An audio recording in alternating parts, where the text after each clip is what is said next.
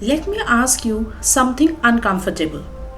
Do you ever feel like you have two personalities? In your mother tongue, you are funny, you are quick, you are expressive. You can argue, you can joke, you can tell stories, you are fully alive. But the moment you switch to English, something strange happens. Your personality shrinks. Your sentences become shorter.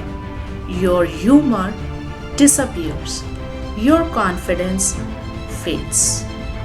And suddenly you feel like a different person, a smaller person, almost like a child trying to speak for the first time.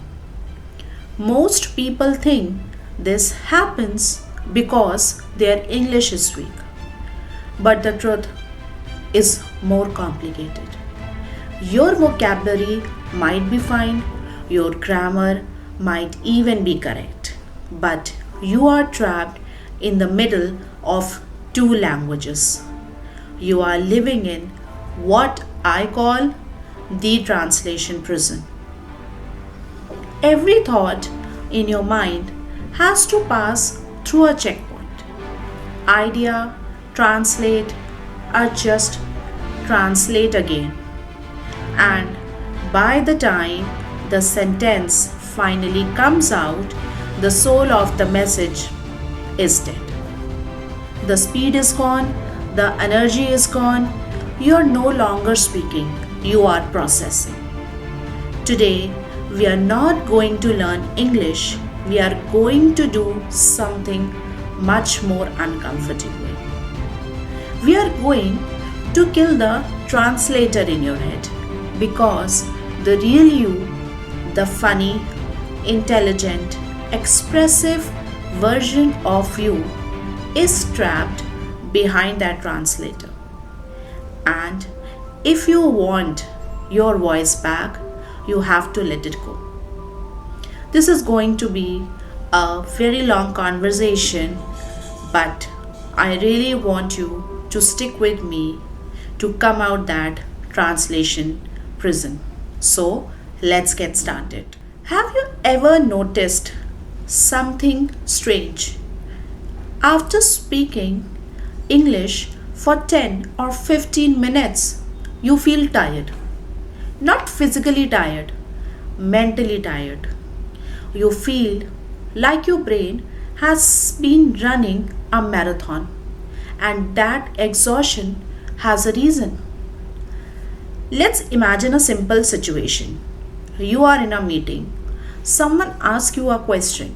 Your brain immediately starts running a process. First, you understand the language, then, your mind converts it into your native language, then, you think of your answer, then, you convert the answer back into English. Only then do you speak. Your brain just perform four operations for one sentence. Native speakers perform only one: idea and speech. That's it. This is why translation creates hesitation. But something deeper also happens.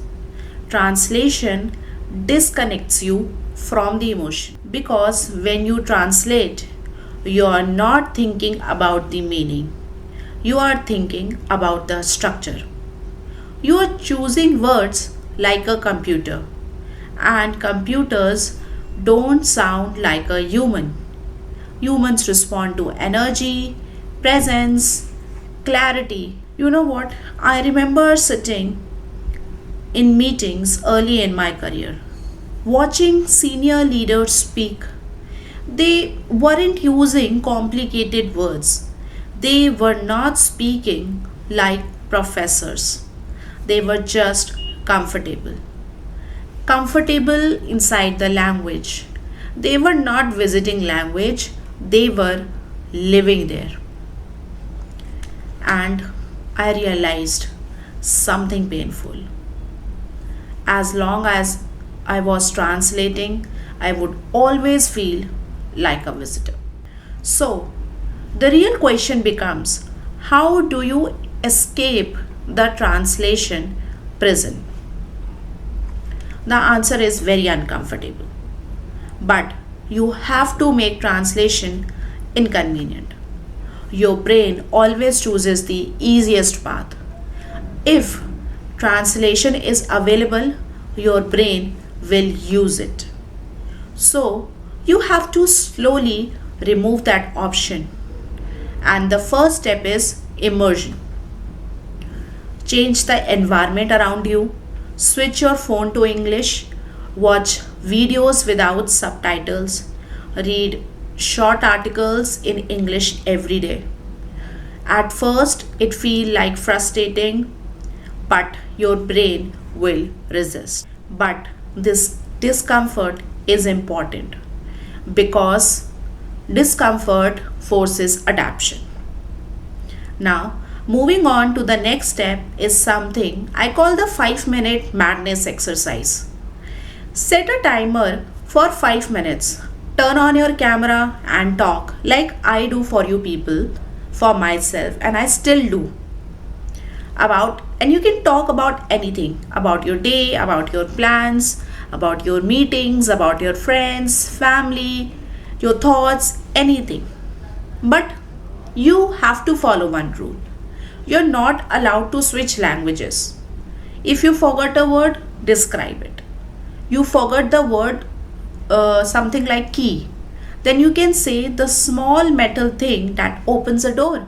Your brain will struggle at first. Yes, it will struggle a lot at first. But slowly, something magical happens. You will stop searching for perfect words. You start communicating ideas, and communication is going to be the real goal of language. Now, let's be honest. The biggest obstacle is not always the technique, it's fear. And translation feels safe. When you translate, you feel protected. But if you feel like you have to correct yourself, then you have to polish your sentences to make sure everything is perfect. But fluency and perfection cannot exist at the same time. It Fluency requires movement. Perfection requires hesitation, and you cannot have both. Even I cannot, the world leaders cannot have both at the same time. So, the another uncomfortable truth I'm going to share with you is that when you stop translating, you will make more mistakes. You are going to make a number of mistakes, and your grammar might break.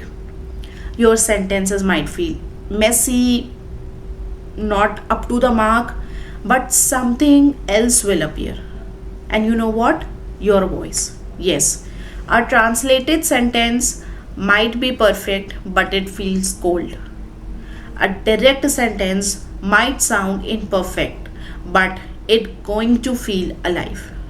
And people connect with alive situations. People connect with life situations, not with the perfection. So, if you want to speak English with that much of authority, you must be willing to sound imperfect, at least for a while.